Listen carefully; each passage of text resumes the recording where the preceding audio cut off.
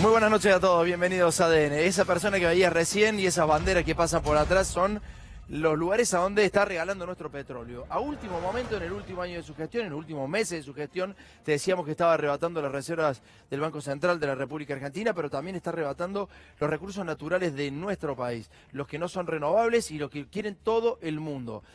¿Cómo podríamos pagar una deuda que ha tomado Mauricio Macri de más de 100.000 millones de dólares en tan solo 3 años y medio? Y una de las posibilidades, una de las chances, una de las posibilidades que tiene la Argentina de salir rápidamente es entregando parte de Vaca Muerta, lamentablemente. Esto es una realidad. Por eso Alberto Fernández de España dice, muchachos, no entreguen Vaca Muerta, no regalen Vaca Muerta. ¿A quién se lo está regalando Mauricio Macri? Las pruebas en este preciso momento empezamos a verlas. Y vas a ver que los muchachos llegaron para afanar el Estado. Boletín oficial del día de la fecha. El secretario de Gobierno de Energía otorga a las empresas Shell Argentina. ¿Te suena Shell? ¿Te suena Shell? QP Oil and Gas SAU es un permiso de exploración sobre el área, bueno, un área objeto de tareas de búsqueda de hidrocarburos. Superficie aproximada son 8.041 kilómetros cuadrados. 8.341 kilómetros cuadrados. El plazo por el que le van a dar la concesión, 8 años. Los permisionarios tendrán el derecho, y atención con esto, a obtener una concesión de explotación de los hidrocarburos que descubran dentro del perímetro del permiso, o sea, absoluta. Encuentran petróleo y vamos para adelante, y vamos para adelante. Los titulares de la concesión tendrán libre disponibilidad de los hidrocarburos producidos en el área. ¿Quién se la entrega? Lopetegui a, ¿te acordás quién era el otro? Aranguren. Lopetegui a Aranguren, meses antes de irse de la gestión. Vamos con el próximo paño, Jorge, por favor, porque desdoblaron esta entrega para que no parezca tanto. En este caso es exactamente lo mismo, pero se trata de 7.874 kilómetros cuadrados. También pueden explotar el petróleo que quieran, absolutamente el petróleo que quieran. La resolución es del día de la fecha. Próximo paño, Jorge, y te lo explico bien, claramente, para que entiendas lo que significa todo. La exploración, el descubrimiento, explotación, el montaje y la construcción de operación del servicio de tierra. Se designó el presidente, bueno, digamos, están todos los directivos por el cual se hace esta entrega alevosa de petróleo argentino. Vamos al próximo paño. Todo esto son documentos oficiales del boletín oficial. Mirá dónde estaría la zona, ¿no? Mirá dónde está la zona. Esa es la zona más o menos a la altura de Bahía Blanca, donde pueden sacar el petróleo desde ahí directamente. Esa es la zona de explotación del petróleo, el cual están regalando hoy Mauricio Macri, antes de irse el gobierno, meses antes de irse el gobierno. Con todo esto podríamos pagar la alevosa deuda que nos deja, pero se la deja a los amigos, a los holandeses en este caso y cataríes. Vamos con el próximo. Reuters, ¿qué dice? No tiene sentido, dijo Alberto Fernández a Reuters, no tiene sentido tener petróleo si se lo llevan las multinacionales. Y está claro. Si se lo llevan las multinacionales, evidentemente que no tiene sentido que el petróleo sea nuestro. Es algo, una verdad de perogrullo, lo sabe cualquiera. Cualquier persona podría decir esto. Dame el próximo paño, por favor, Jorge.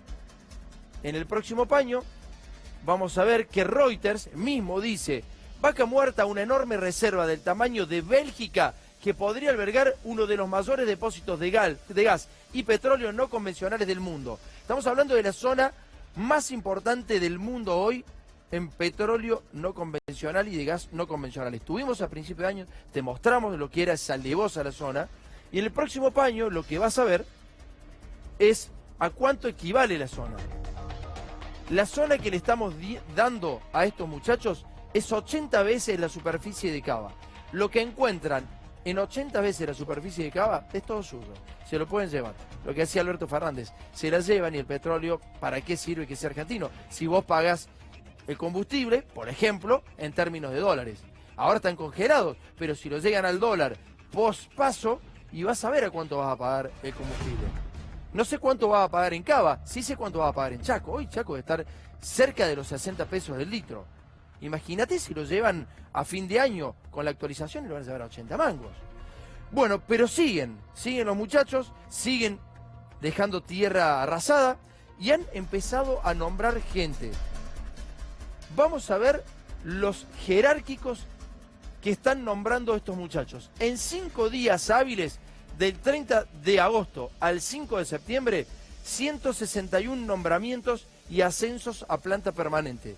Solo en 5 días, para atrás no lo sabemos y para adelante tampoco. En solo 5 días, los tipos que te decían que había que achicar al Estado y que había grasa militante, están metiendo gente por la ventana, en cargos jerárquicos del Estado. Vamos al próximo paño, Jorge, por favor, porque estuvimos revisando un poquito el boletín oficial de estos últimos 5 días. 26 nombramientos por 180 días hábiles, 13 nombramientos en planta temporal, extensiones de contrato, pases a planta permanente, ascensos, designación de cónsul. Han metido alevosamente en 5 días mucha gente. Para atrás, si te pones a revisar, y vas a encontrar exactamente lo mismo. Y para adelante, ni hablar, los que venían a reducir la grasa militante. Y en el medio de todo esto, en el medio de lo que estamos viviendo en Argentina, mirá lo que pasa en Chaco, mirá dónde está la justicia, la cabeza de los jueces. Gran resistencia a la región con mayor pobreza e indigencia del país. Chaco, en la capital de la desnutrición, matan a un niño por reclamar comida. Este es el contexto en el cual vas a encontrar el reclamo del juez que ahora te voy a presentar. Dale, Jorge. Una de las capitales más pobres del país, un fallo ordena a que el ministro Rolando Toledo, un juez chaqueño, gane lo mismo que Rosenkrantz, o sea que los muchachos de la Corte Suprema de Justicia de la Nación. Quiere ganar 700.000 pesos un juez de Chaco. Toledo Rolando inició un amparo, un juez hizo un amparo para cobrar 700 lucas, porque le parece poco lo que cobra, y para esto, lamentablemente, se constituyó un tribunal ad hoc, es decir, gente afín al juez, para darle el amparo lugar y empezar a cobrar 700 lucas. Dame el próximo paño, por favor, Jorge. Si este señor supiera que, por ejemplo, un salario de los docentes chaqueños está 80% por debajo de la línea de la pobreza, evidentemente no debería reclamarlo. Pero como los jueces están en otra, por ahí uno se pregunta, ¿dónde está la justicia? ¿Dónde está el Poder Judicial? ¿En qué está pensando? Está pensando en ellos. Igual que Mauricio Macri, como te lo decíamos siempre, piensan en ellos, piensan en llegar al final de la elección. Después, si queman las reservas, es un problema de otros. Es un problema de los argentinos. Quememos el petróleo, vendamos todo, hagamos la nuestra y después vemos. Son personas malas, malas inclusive hasta con su propio equipo. Porque, por ejemplo, Vidal podría haber desdoblado sus elecciones y quizá podría haber sido otro el futuro de Vidal. Pero quiso que Vidal se quedara con él, se enterraran absolutamente todos. La cara del juez, por favor, Jorge, la cara del juez. Este es el tipo. Quiere cobrar 500.000 pesos este tipo, Rolando Toledo. Y si esto prospera, todos los jueces de Argentina, provinciales, federales o no, van a tener la misma posibilidad. La gente está muriendo de hambre en la Argentina. Imagínate en Chaco. Y el tipo es juez de Chaco. Bueno, vamos al terrorismo económico. Empezamos a presentar el terrorismo económico en la Argentina. Y empezamos a hablar de números y empezamos a hablar de cómo se encuentra nuestro país en este momento. Empiezo saludando a mi compañero Juan Alonso, que dice buenas noches. ¿Qué decís, Tomás? Buenas noches. Y bueno, sí, estamos... Evidentemente la puja distributiva llegó a la justicia, porque el próximo gobierno va a tener dos problemas. Uno lo acabas de mencionar bien en detalle, que es el de vaca muerta. Porque el congelamiento de tarifas lo va a tener que resolver el próximo gobierno. Porque los inversores de vaca muerta, entre otros, son los personajes que acabas de mencionar. Aranguren y Lopetegui. Es decir, Alberto Fernández, si es el próximo presidente, va a tener que negociar con ellos. Porque han dicho que ante el congelamiento de tarifas, no sé qué va a pasar con la energía. Capaz que nos cortan la luz. No, lo que pasa es que hay congelamiento hasta enero y ahí se actualiza todo. Y además es una reserva de dólares súper importante, tan importante como los dólares que produce digamos, el sistema agrícola ganadero en la Argentina. Pero me resulta muy interesante lo que sucede con el Poder Judicial, porque otro de los problemas que deja el macrismo es una puja distributiva en estado de siesta, digamos, con una ventana hasta octubre y diciembre. Y un humor oscilante del presidente, que un día pide disculpas, otro día dice que las PASO no existieron. Muchas veces nos hemos preguntado... La elección no existió, dijo Macri. Dijo que no existió. Es increíble. Mirá si piensa en él, solamente en él, ¿no? O sea, la gente que fue a votar, ¿para qué fue a votar? ¿A qué fue la gente, presidente? No deje de pensar en usted mismo, presidente. Piense que hay gente que fue a votarlo a usted. Es su pueblo, se lo repito nuevamente. Sí, Tomás, en la historia argentina, digamos, el periodismo se ha ocupado de la salud de Carlos Menem, de la salud de De la Rúa. Me pregunto por qué los periodistas que querían preguntar y ahora no preguntan nada, simplemente panquequean, no se preguntan qué pasa con la salud del presidente, que un día dice una cosa, otro día dice otra, y es el mayor responsable del humor de los mercados. Yo no puedo creer la gente de AEA, de los empresarios que lo aplaudían a Mauricio Macri ahora, ayer, antes de ayer. Hay empresarios que han perdido sus acciones, se han venido, se han desplomado y se han endeudado en más de 1.600 millones de pesos el año pasado. La verdad que hay cosas que no se pueden creer, porque además hay algunos que sí se animan a criticar, pero ahora, y esos fueron los que instauraron este modelo. Para salir de este modelo, el problema lo vamos a comentar ahora, seguramente está Santiago Montoya, está Mariano y Miguel, que lo van a saber mucho más que nosotros, pero para salir de este modelo va a ser sumamente grave. Mirá lo que decían Melconian, Spert y Broda hace 3 años y medio antes de que comenzara toda esta debacle. Dale.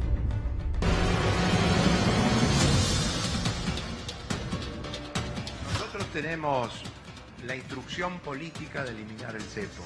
La autoridad o el líder político dijo, el cepo se elimina. Y la inflación se derrumba. Sí, hay que eliminarlo de golpe dentro de un programa macroeconómico que incluya, sin duda, un congelamiento del gasto público, como mínimo luego echar a toda la cámpora.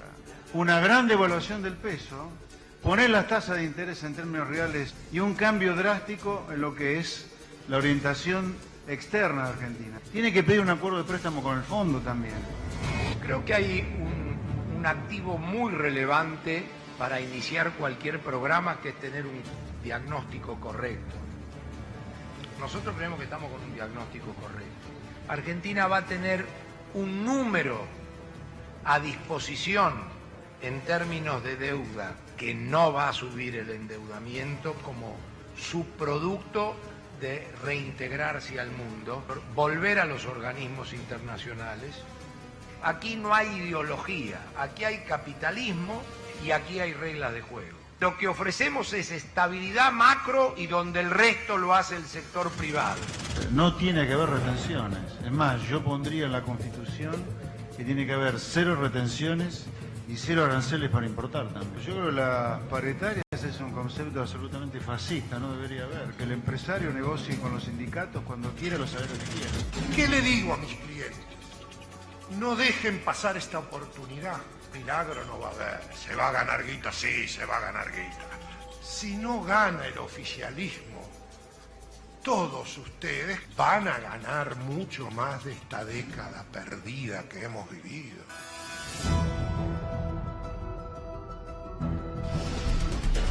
Ahí le hablaba a los empresarios que ahora se están quejando, y mucho, los grandes empresarios, pero sí es cierto, ganaron mucho más que en la década perdida, muchos especuladores.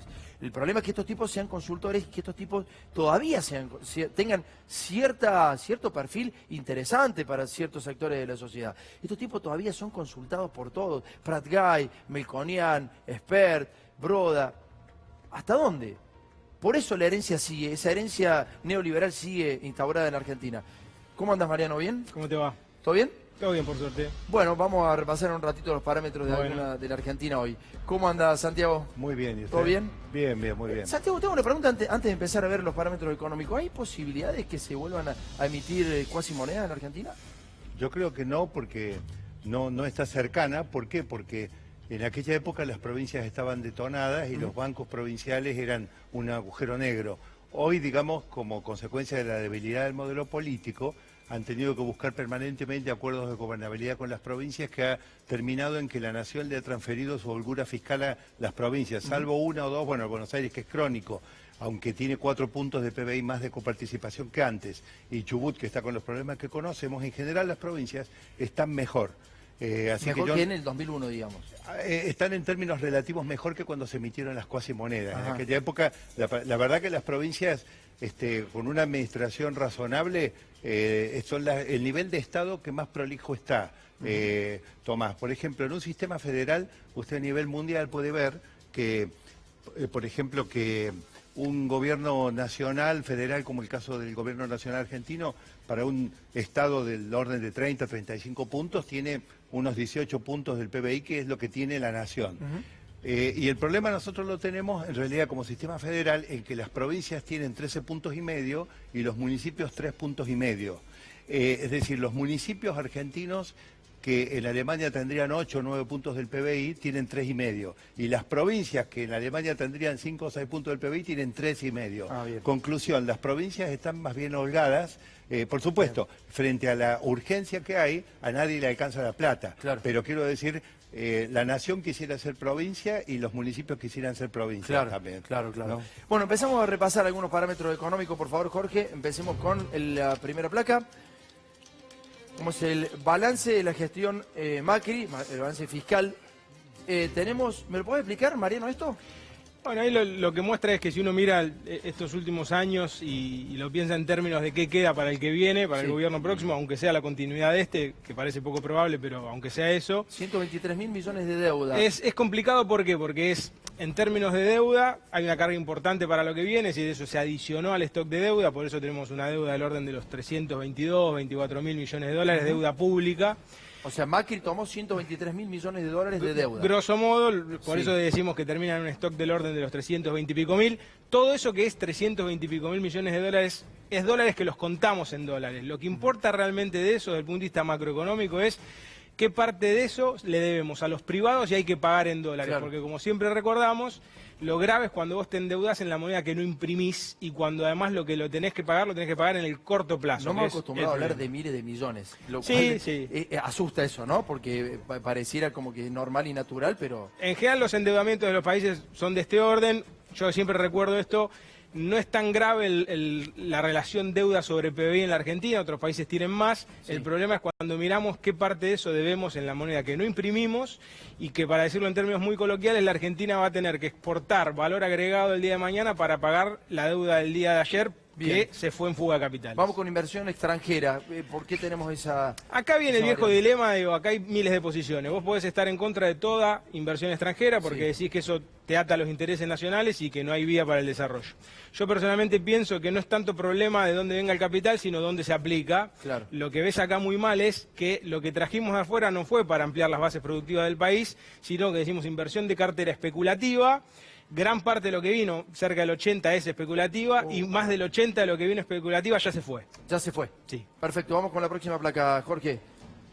La próxima placa tiene que ver con la actividad versus el salario. ¿Cómo cayó el salario y también la actividad, no? Bueno, es decir, por eso decimos que quizás la herencia del próximo gobierno, aunque sea la continuidad de este, es frágil desde lo económico y desde lo social. Mirá cómo empieza el 2015, para aquellos que necesitan por ahí un plano, ¿no? Mira, 2015, mirá dónde empieza el salario. Y mirá dónde termina hoy 2019 el salario, una cosa tremenda. Y el nivel de actividad, cómo termina y cómo empieza, digamos, ¿no? Lo interesante de este gráfico incluso es para mostrar que no todos los años del gobierno de Macri fueron malos en términos de salario. El 17 incluso mejoró, no compensa lo del 16. Previo a las elecciones. Sí, previo a las elecciones. El problema es que quizás el gobierno, aunque lo hubiera deseado, no pudo tener en 2019 un año económico como el 2017. Claro. Y el salario es una variable que hace como un link, un puente, ¿no? Link, dicen los adolescentes, ya somos viejos nosotros, pero entre lo que es la economía y la sociedad, porque es esa variable que a vos te da una indicación de cómo está tu poder adquisitivo con el empleo, ¿no? Porque recordemos siempre que en la economía que vivimos, que es de mercado y capitalista, el que no trabaja no se dedica al ocio creativo. No, queda está desintegrado, digamos. Está clarísimo, eso quedó bastante claro. Vamos con la próxima placa, Jorge, por favor, y empezamos a analizar la caída de la actividad primer semestre de 2019 comparado con 2015. Bueno, ahí lo que hay que, para decirlo coloquialmente, en el fondo, en términos por cabeza, per cápita, como decimos, que es un indicador que usamos los economistas de productividad, es decir, lo que genera la economía de bienes, servicios, en un año, en referencia comparado al 2015. La industria cayó el 13%, el comercio un 11,3%. ¿Qué es el resto ahí que es lo único que ha subido? No, otros sectores que quizás tienen un peso ponderado muy menor, Claro. pero en el agregado, para decirlo coloquialmente, la economía es más chica que antes, Bien. está más endeudada que antes y es más frágil. Vamos con la última placa, dale. En la última placa vemos la deuda, acá sí se ve claramente. Bueno, esto es lo año 2015, deuda pública respecto al PBI, ¿cuánto significaba? Empezaba con un 36% del PBI, ¿es así? ¿O el Claro, 16? hay el 53 que dice allá arriba, después en la composición, justamente cuando uno mira la que es deuda pública como porcentaje del PBI y la que es en moneda extranjera. Esto es lo que yo te decía, la parte naranja, para el que está viendo la televisión, es la realmente problemática. Ya en el 15, viste cuando, yo siempre digo, en el 15, ¿qué reivindicaba el gobierno anterior? Con razón, decía, yo tengo una deuda baja sobre el PBI. Sí. que me parece que reivindicaba equivocadamente, que no importa tanto lo que debes del PBI, sino, vos decís como una empresa, che, ¿cuánto debo en dólares y cuántos dólares tengo para pagar? Claro. Uno miraba el 2016 y era complicado. Hoy eso está mucho más complicado. Claro. ¿Por qué? Porque justamente no es solo que aumentaste el ratio de deuda sobre PBI, sino que gran parte de lo que te endeudaste es una moneda que no imprimís y en muy corto plazo. Por eso insistimos siempre con esto. Es decir, el mejor negocio para una economía es el trabajo. De hecho, la raíz de la palabra negocio es nec otium, sin ocio. El tema es que el trabajo del gobierno que viene va a insumir dólares que tenemos poco, ¿no? Bueno, estamos viendo básicamente en los últimos meses, por lo menos, un terrorismo económico que está aplicado por Mauricio Macri, que se maneja, como decía recién Juan Alonso, de una manera totalmente histérica, de una manera totalmente individualista, y la verdad que no parece estar en su eje. Santiago, vos fuiste creador de ARBA, fuiste casi en el peor momento, digamos, del país. ¿Crees que esto en cuánto tiempo puede recuperarse? Para darle a la gente aliento. Recién has dicho que no pueden volver las cuasi monedas porque las provincias están más fuertes que Es decir, al ritmo que vamos, obviamente algún día llegarían, porque hasta el que le va mejor fiscalmente hablando, que es las provincias en general, algún día le va a ir mal también. Claro. La recaudación se les está cayendo como piano, eso en algún momento les va a costar. Bueno. Ahora, ¿en qué momento, ¿Cómo se podemos revierte salir? esta situación? ¿Cómo podemos salir? Bueno, nosotros tenemos la peor de las enfermedades económicas, que es la estanflación. Es decir, inflación con recesión, y estamos espiralizados. Es decir, más inflación, más recesión, más inflación, en un contexto de desconfianza. Yo creo que la llave es la palabra confianza. Eso tiene que partir de lo político. A mí me parece ver una enorme cantidad de contradicciones en la gestión económica. Y quiero marcar una que no la he visto comentada por los especialistas o por los periodistas.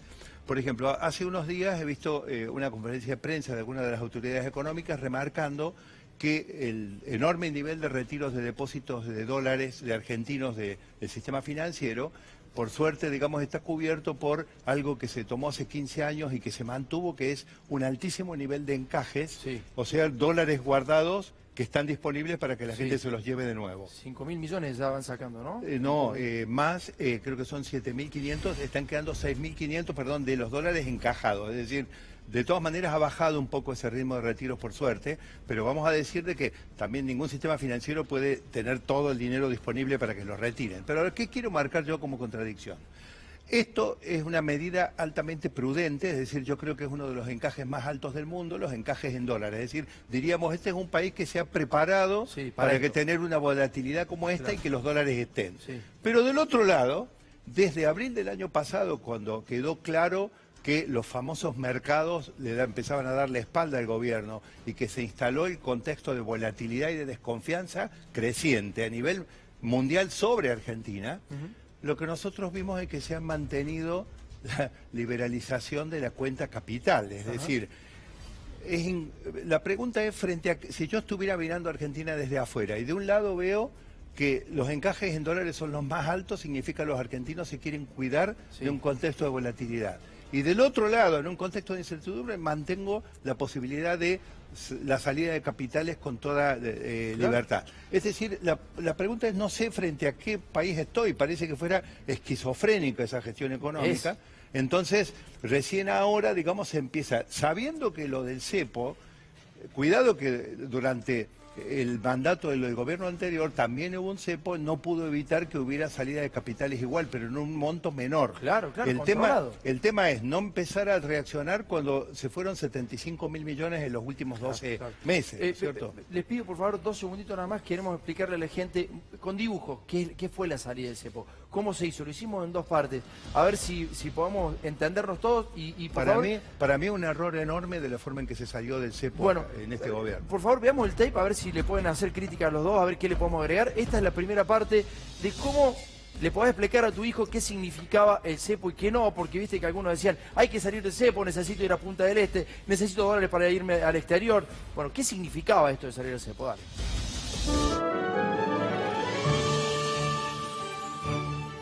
El 16 de diciembre de 2015, el gobierno de Macri anunció la salida del cepo cambiario, el mal gestado por el diabólico kirchnerismo. ¿Quién hizo el anuncio? Un ex empleado del JP Morgan. El que quiera comprar dólares los va a poder comprar, el que los quiera vender los puede vender, nadie lo va a perseguir. Vamos a dejar el tope que existía incluso antes del cepo para atesoramiento de 2 millones de dólares por mes. Lo cierto era que el gobierno anterior había puesto el cepo con el fin de restringir el acceso a dólares para atesoramiento y especulación. ¿Por qué?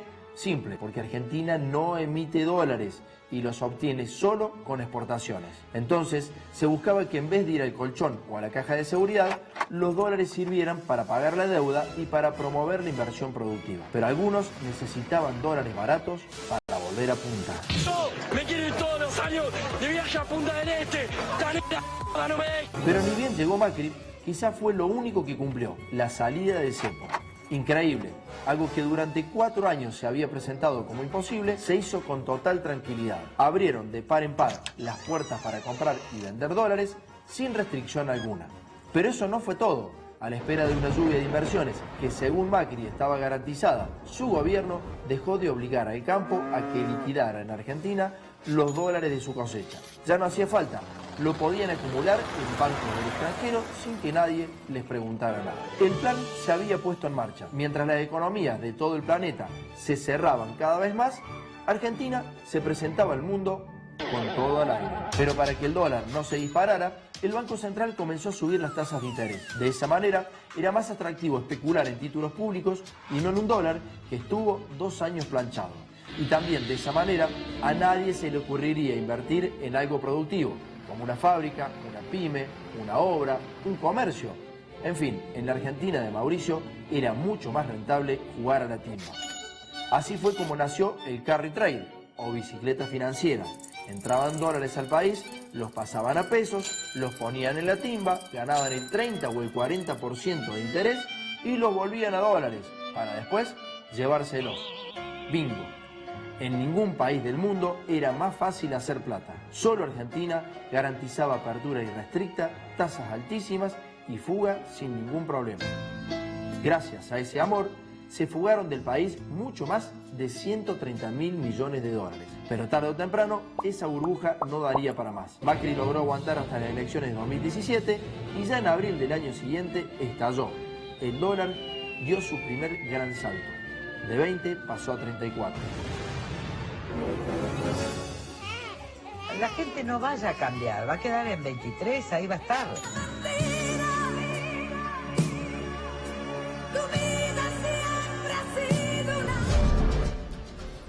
Esa es la primera parte de un, no sé si estará bien o no explicado, lo hicimos de la manera más simple, con alguien que nos pudo asesorar, pero básicamente eso es la salida del cepo, falta la segunda parte. ¿Por qué se sale del cepo? ¿Por qué se sale mal? ¿Se sale a destiempo? Hablaba con un secretario de gobierno de una provincia importante y me decía que 1 año tarde llegaron a la salida del cepo. ¿Es así? Yo lo que diría primero es que más que hablar de cepo hay que hablar de controles de capitales. Bueno. Pero no por vos, Tomás, lo digo a los efectos de a veces ser preciso, desideologiza una dinámica que hacen todos los países. En general, todos los países controlan y no se habla de cepo.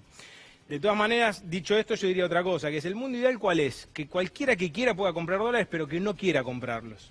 Y para no querer comprarlos, lo ideal es que la rentabilidad de invertir en la Argentina, sea productivo financieramente, sea mayor que afuera. Claro. Si vos esa ecuación no la garantizás, podés poner el cepo que quieras, los controles que quieran, a la larga te va a desbordar.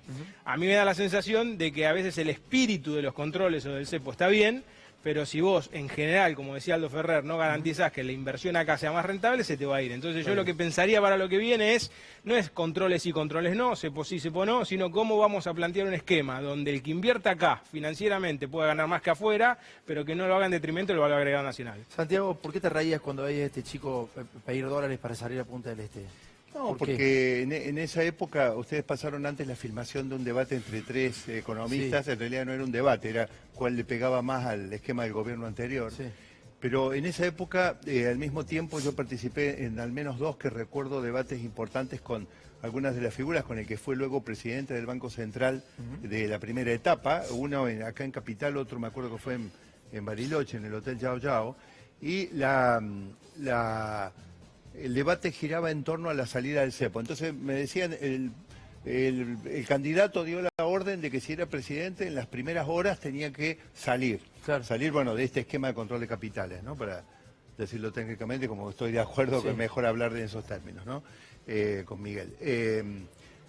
La discusión era, ellos decían salimos, y lo que nosotros planteábamos era, antes de unos meses no, porque por empezar nosotros teníamos tipo de cambio paralelo y el tipo de cambio oficial, por otro lado estaba el tema del conflicto de los holdouts todavía abierto, y había una cantidad de condiciones como para que eso fuera un salto al vacío. Bueno, años después no hay ningún economista, ni siquiera ellos mismos, que no estimen entre 8 y 10 puntos extra de inflación en el primer año, en 2016, a causa de haber salido de esa manera temeraria de ese, como decimos, mal llamado cepo. Sí, claro. ¿Por qué? Porque, por ejemplo, el ex ministro de Economía, Prat Gai, dijo que los precios internos ya estaban a nivel del dólar blue, claro, lo cual no era cierto. Entonces, en el momento de hacer eso, pegó un salto, posteriormente vinieron incluso las paritarias, los salarios se discutieron con un esquema, después vino el arreglo de los holdouts, y todo esto alteró, es decir, habiendo salido de una manera más pautada y más ordenada, nos habríamos ahorrado algo que no es menor, Tomás, porque cuando yo le erro en la expectativa inflacionaria, la recomposición de precios relativos se hace a media y parte queda para otros periodos. De hecho, esta va a ser una gran tarea que le queda al próximo gobierno, porque a causa del congelamiento de los precios de la energía, para poder llegar a la elección tratando de aquietar la inflación, cosa que igualmente fracasó por la devaluación, bueno, usted ya lo dijo al comienzo, en diciembre se termina el congelamiento y en enero ¿qué? Muchísimas gracias. No, Muchísimas gracias, Lobo, por haber venido. Gracias. Vamos a ver la segunda parte de cómo salimos del cepo. Hay que decirle cepo, ¿sabes por qué? Porque esto lo instauró el gobierno, le decía cepo a esto para estigmatizarlo. Y entonces ahora volvieron al cepo, por eso hay que volver sobre la frase. Si ellos le pusieron cepo, ahora ellos están en el cepo. ¿Y por qué lo hacen? Porque es la única posibilidad que tiene la Argentina, lamentablemente. Dale segunda parte.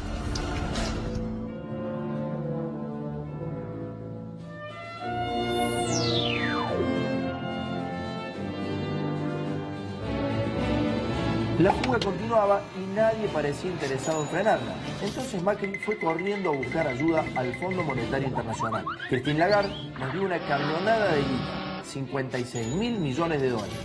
En fin, Macri quería ganar tiempo hasta las elecciones y el FMI quería ganar mucha guita. Por eso eran socios. El problema es que mientras se tomaba semejante deuda, la puerta de la fuga nunca se cerró. La totalidad de la plata que entró desde el fondo, en muy poco tiempo, se estaba yendo por la puerta de atrás que a propósito dejaron abierta. Y entonces, en poco más de un año, los argentinos ya estábamos endeudados hasta el tope y con un dólar a 45 pesos. Los resultados de las elecciones fueron claros. La gente no quería más seguir pagando de su bolsillo el enriquecimiento de unos pocos. Dije que no lo iba a invitar. ¿Ahora tampoco? No, ahora he cambiado de opinión. Soy panqueque yo también. Pero el cuello de botella con los acreedores externos siguió agravándose y ahora el país tiene vencimientos terribles y no hay cómo afrontarlos. Por eso está con un pie dentro del default y ahora con un dólar inalcanzable se vuelve el cepo del diabólico kirchnerismo. El problema es que hoy no solo tenemos cepo, sino también una deuda terrible que hará crecer el nivel de pobreza, el hambre, las fábricas cerradas, los jubilados indigentes y un pronóstico impredecible para los próximos años. La combinación apertura, deuda, fuga, default, cepo fue fatal para los argentinos, pero no precisamente para los que la planearon. Macri, Lagarde, Duhovne, Caputo, Prat Gai, Aranguren, Dietrich y todos los garcas que te hicieron creer a vos que eras libre de comprar dólares.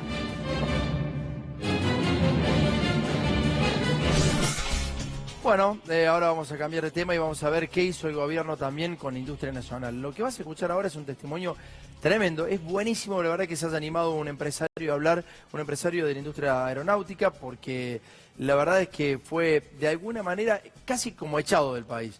Tiene su empresa en la Argentina. Mostrame el hangar, Jorge, el primer paño, ¿dónde está su hangar? El hangar de Royal Class, una empresa que está en Aeroparque. Es muy anhelado el hangar que tiene. Este es Flybondi, Por eso es la diferencia entre Flybondi, mirá lo que es el de Flybondi y mirá lo que es el de Royal Class. El de Royal Class es el hangar más grande que tiene Aeroparque. Así es. Y el de Flybondi, lo veías recién, es un contenedor nada más. Este es el de Royal Class. Eso es lo que quería Dietrich y esto es lo que quería el gobierno. Y es por eso que le hicieron la vida imposible al empresario que ahora vas a escuchar y terminó con la mitad de su empresa hoy desarrollándola en Miami.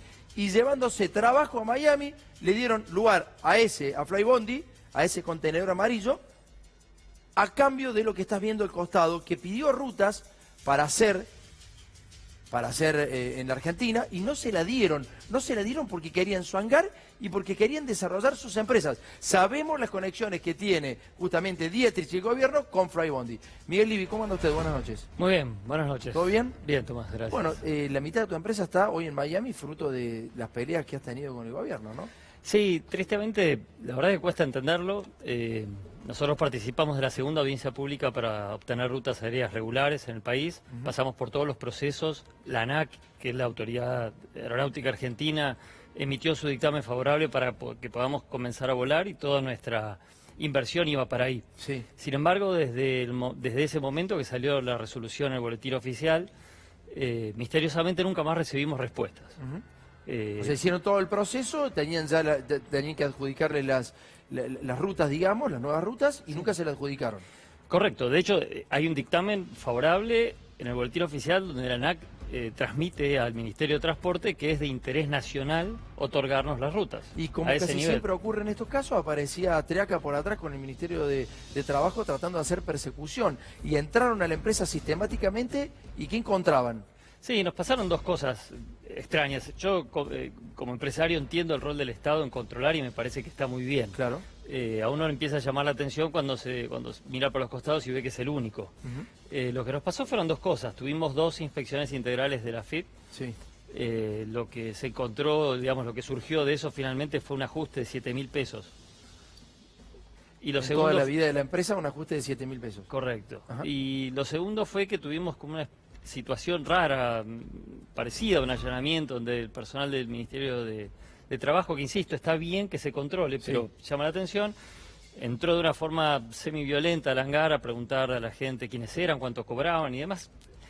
Perdón que reitere, pero que me parece correcto que se haga, es raro cuando sos el único. No insistan en eso porque está claro. Y lo único que encontraron fue que en los últimos 5 años de nuestra historia hubo un día en el que pagamos los sueldos un día tarde. Ajá. Esa fue toda nuestra anomalía. Bueno, no pudieron con eso, no te dieron las rutas, te persiguieron. Sí. Y hoy la empresa, escucha esto, ¿no? El 70% de los viajes que hace la empresa lo hace por el INCUCAE, es decir, hace traslado de órganos, que son vitales para los argentinos. Si no estuviera hoy la empresa, evidentemente, si no existiera esta empresa, estaría muy complicado. Pero ocurrió un hecho sumamente grave en donde se pierde la posibilidad de hacer un trasplante bipulmonar fruto de la persecución que hace el gobierno a este señor que estás escuchando acá. ¿Cómo fue el episodio, Miguel? Bueno, el mecanismo siempre es poner trabas, de alguna u otra manera, absolutamente injustificadas técnicamente, lo digo, porque el Estado aduce saturación del aeroparque cuando en realidad no llega hoy al nivel de ocupación del 30%. Sí. Con lo cual no hay saturación de ningún tipo. Episodio? El episodio fue que, fruto de eso, y nosotros habíamos invertido en más aeronaves, estaban en el aeropuerto de San Fernando esperando para tener el permiso de ir a nuestra casa, que está en Aeroparque, y el Estado nos demoró esos permisos. ¿A través de qué funcionarios? Y todo surge a través de, bueno, es toda una línea, digamos, dentro de la ANAC, ¿no? Que van dando las distintas autorizaciones y finalmente termina el jefe de aeropuerto, que reciben obviamente indicaciones de qué hacer y qué no hacer. Y estaba demorado el vuelo y entonces ¿qué pasó? Tuvieron la imprevisión de hacer eso con nosotros, de no permitirnos trasladar las aeronaves a Aeroparque, cierran el aeropuerto de San Fernando por mantenimiento de pista y surge la necesidad de realizar los traslados, que los traslados, para los que saben de esto, bipulmonares son muy, muy complejos de conseguir. Y fruto de eso tuvimos las aeronaves paradas en San Fernando, paradas porque la pista no estaba operativa y se perdió. Se perdió. Sí. ¿Sentís que estás exiliado en Estados Unidos? No, la verdad es que lo que sentimos es que es una pena que el dinero y el ímpetu y las ganas que teníamos y el equipo preparado para invertir en la Argentina lo tuvimos que utilizar en otro proyecto. Y hoy estamos dando trabajo a cerca de 100 personas en los Estados Unidos, pagamos impuestos, trabajo a mecánicos, trabajo a pilotos, trabajos administrativos, en fin, todo lo que hace una empresa aérea, y eso estaba destinado a hacer las rutas aéreas en Argentina. Royal Class no es que se dividió y se achicó fruto por eso, porque nuestra resiliencia es grande y seguirá haciéndolo. Pero se podría haber agrandado en la Argentina y no pudo hacerlo. Es trabajo que, habiendo observado todos los datos que acabo de observar y la falta de empleo y las dificultades que estamos viviendo todos, suena insólito e inentendible por qué terminamos teniendo que invertir fuera del Se ha país. levantado la voz desde el sector aeronáutico, la verdad es que es un gremio que se ha fortalecido, de los distintos gremios que participan del sector aeronáutico, se ha fortalecido y nos han cantado de la posta siempre, en cada una de estas situaciones. Nos dijeron de entrada que venían por las rutas, que venían con Flybondi, que venían con Avianca, la ex empresa de Mauricio Macri, que quedó en manos de los amigos, que Dietrich estaba atrás de Flybondi, y ahora van por Royal Crash, porque quieren solamente el hangar y no le quieren dar rutas. El problema es que se pierden vidas. Acabas de escuchar que se han perdido vidas. ¿Se armó una causa judicial por eso, por ese trasplante bipulmonar que se perdió? Nosotros judicializamos todas las causas y el motivo es porque realmente creemos en lo que decimos. No creemos en los argumentos técnicos que tenemos y los presentamos y por eso avanzamos sobre lo que creemos que tenemos que hacer. Estamos esperando resoluciones de la justicia. Bien, Juan, la verdad que verlo a Mauricio Macri hablar, escucharlo hablar, sentirlo tan solo al presidente, es porque ha construido esa soledad, ¿no? Digo, llegaron al Estado no como una cuestión política, no hubo sociedades políticas, hubo sociedades empresariales.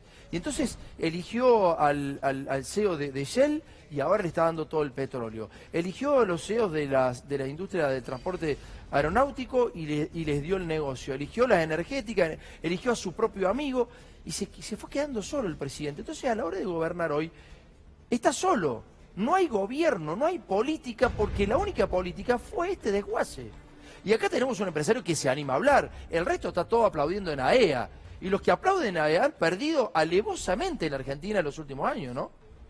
Sí, seguramente no solamente que algunos han perdido, sino que algunos de ellos, el núcleo más cercano al presidente los ha amenazado con apropiarse de sus negocios, que es un poco lo que intentaron hacer acá con vos, que te tuviste que ir a Estados Unidos. Es algo muy similar, es como una amenaza latente. Sí, es difícil de entender por otro lado viendo los resultados, ¿no? Porque claro, o sea, ya no hay opinión para hacer, o sea, las votaciones fueron concluyentes. Es difícil entender por qué se quieren quedar tan solos. La cantidad de errores que se han cometido son un sinsentido, porque tan solo escuchando, por supuesto la autoridad sigue siendo el Estado y quien toma las decisiones, pero escuchar es una oportunidad fabulosa. Sí, claro. No escuchar genera, bueno, lo que estamos viviendo, ¿no? Miguel, muchas gracias por haber venido, muchísimas gracias. Gracias a ustedes. Bueno, esto es lo que ocurre con el gobierno de Cambiemos. Ni siquiera esto hicieron bien. Ni siquiera haciendo negocios pudieron compartir algo para que quede algo en la Argentina. Este empresario se fue a Miami y está desarrollando su empresa en Miami, en Estados Unidos. ¿No era al revés, presidente, que tenía que pasar? ¿No era que venía la lluvia de inversiones de los Estados Unidos? ¿O viene la lluvia de basura, presidente? Y encima tenemos que comprarle basura a los yanquis. ¿Le parece bien, presidente, esto, lo que está ocurriendo? Se perdió una vida, se perdieron trasplantes pulmonares. Esta empresa hoy hace el 70% de su viaje solamente para eso. Y usted, encima, no permite que vuelen. Bueno, esta es la gestión de Cambiemos, esta es la gestión del presidente Mauricio Macri. Juan. Sí, me parece todo gravísimo. Mirá, Tomás, yo lo que veo es que, insisto, no podemos tener un presidente que a la mañana dice una cosa, a la tarde dice otra, pide disculpas, llama por teléfono, deja de llamar por teléfono. Si hay un presidente virtual en este momento en la República Argentina, no es Alberto Fernández. Bueno, está con nosotros Florencia Santut, que es candidata a Intendente de La Plata. Han vuelto con todos los muchachos, ¿no? Han vuelto con la campaña sucia, han vuelto con la fake news. No diría esto si no surgiera este documento que vas a ver ahora. Jorge, por favor, empecemos con el documento de la Cámara de Diputados de La Plata, porque es importante decirlo. Le adjudicaban que uno de los asesinos de José Luis Cabezas era miembro de la honorable Cámara de Diputados de La Plata, justamente, y que era un asesor de Florencia Santut, que se trataba justamente de Horacio Braga, ¿no? Entonces le decían básicamente desde el municipio, el oficialismo está sumamente nervioso y ha empezado la misma campaña sucia de siempre y ha empezado a confundir a la gente que se ha expedido en las PASO. Bueno, queda claro en este documento que ese señor no pertenece a la Cámara, que no fue asesor de Santut, pero se lo vamos a preguntar. Florencia, ¿cómo anda? Buenas noches. ¿Qué tal? Buenas noches. Sí, por supuesto que es una mentira, ¿no? Dice noticia falsa, fake news, es una mentira. Jamás ha sido un asesor, jamás trabajó conmigo, no lo conozco. Ahora, lo que es impresionante es cómo necesitan de estas mentiras. El gobierno de Cambiemos es un gobierno espantoso en todos los niveles y en La Plata también, y ¿Y cómo necesitan de eso? Porque no pueden mostrar logros, porque no pueden mostrar lo que están haciendo. Y además, ¿cómo creen que ese tipo de campañas puede funcionar cuando no ha funcionado? Porque la verdad es que venimos de una experiencia de la cual vamos a tener que aprender mucho históricamente, que es que no se puede, que tiene un límite, que las mentiras tienen un límite, ¿no? ¿Y de dónde surge esto? ¿Cómo empieza a surgir la información? Yo la verdad no sé, pero creo que ha tenido que ver con que, digamos, a mí entre muchas otras cuestiones siempre me ha preocupado, por ejemplo, proyectos como educación en cárceles, como cupos laborales, digamos, siempre hemos trabajado eso. Supongo que viene de ahí. Ahora, el tema más que de dónde viene es cómo pueden llegar a creer que una campaña, incluso dicen campaña, a veces nosotros mismos decimos campaña sucia. Esto no es campaña, no se puede aceptar que se difame de esa manera, que se mienta de esa manera, ni siquiera aceptarlo como campaña sucia, ¿no? No debería entrar dentro de la campaña. Bueno, ¿no? lo que pasa es que no hay regulaciones tampoco en la Argentina, ¿no? No hay legislación importante para darle instrumentos a la justicia, entre comillas, al Poder Judicial, pero por lo menos darle algún instrumento para regular las campañas políticas, porque esto es de todos los días, digamos, ¿no? No, y además porque esto no tiene nada que ver, yo creo que acá uno puede opinar y debe opinar cosas muy distintas y tiene que haber muchísima más libertad de la que hay en este momento, porque este es un tiempo muy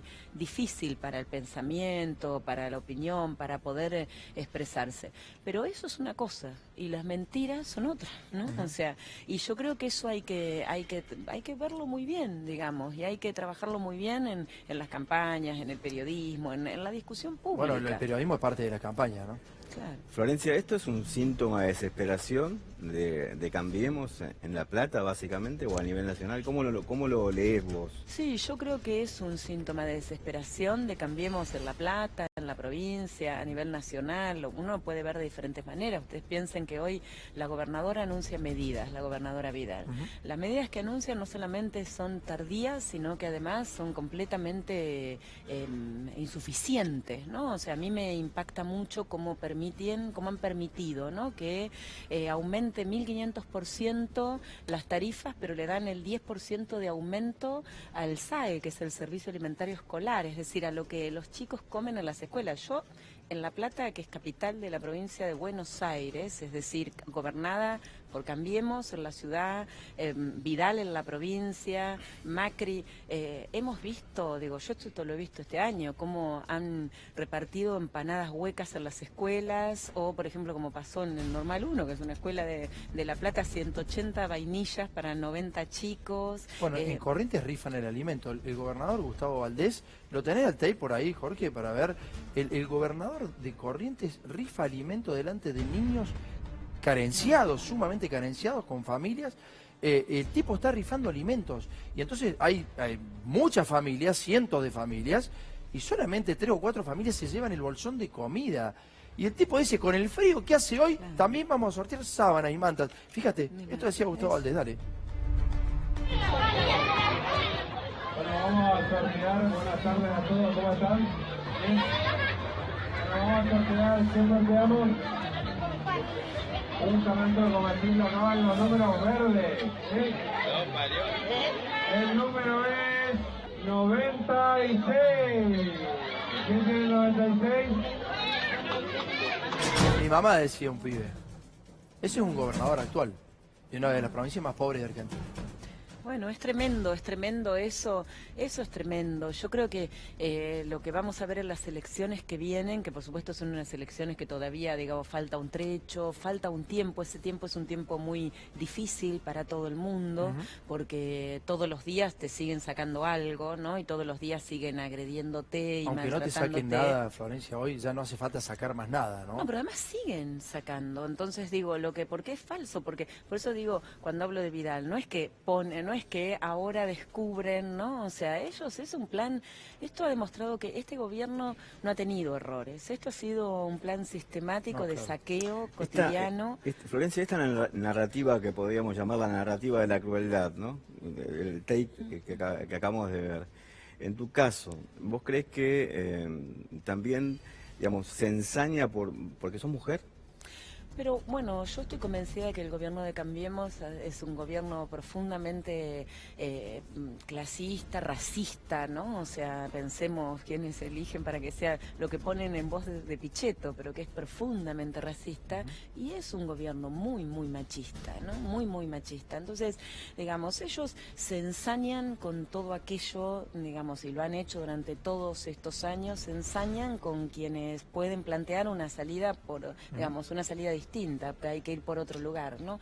Y vos hablabas recién de esto como de una pedagogía de la crueldad. Este gobierno, nosotros hablamos del saqueo material, pero ellos han intentado también, además del saqueo material, sacarnos la solidaridad, saquearnos, ¿no? Claro. Saquearnos la subjetividad, la dignidad.